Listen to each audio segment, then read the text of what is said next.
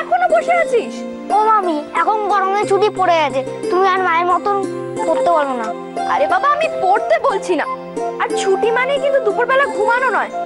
যা না কার্টুন দেখ, তারপর তুই পড়তে বসিস। আমার আর কার্টুন দেখতে আজকে ভালো লাগছে না। কি ভালো লাগছে? জানি না। আরে বাবা শোন, বুঝতে পেরেছি, তোর আর ঘরে থেকে থেকে ভালো লাগছে না, তাই তো? তাহলে তুই তোর মাকে বল যে মা দেখো, বিকালবেলা তো সবাই পার্কে যায়, আমিও যাব।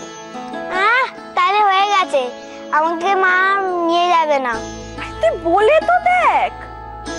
এই যে কি গুজগুজ হচ্ছে মামির সাথে?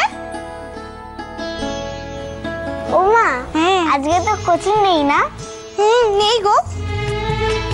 মা, যেই দিন আমার কোচিং থাকবে না সেই দিন আমাকে পার্কে খেলতে নিয়ে যাবে। এখন তো স্কুল ছুটি, বলো। এই শোন গুবলু, সর এখান থেকে সর।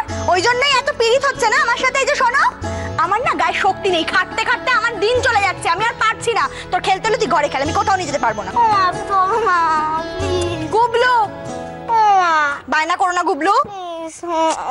ওই দেখো কাঁদছে, দেখ কিরকম করে কাঁদছে, দেখো। কুলদীপ, আমরা কিন্তু তাহলে স্ট্রাইকে বসবো।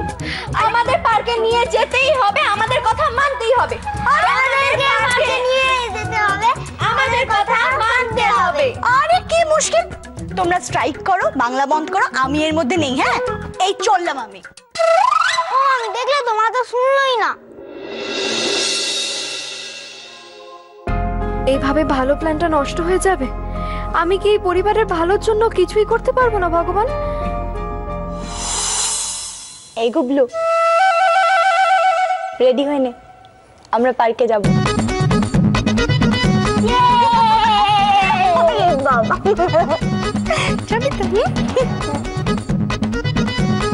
থ্যাংক ইউ ফুলদি, থ্যাংক ইউ। এবার যাই, অবন্দাকে একটা ফোন করে দিই, পার্কের গেটের সামনেই দাঁড়াতে।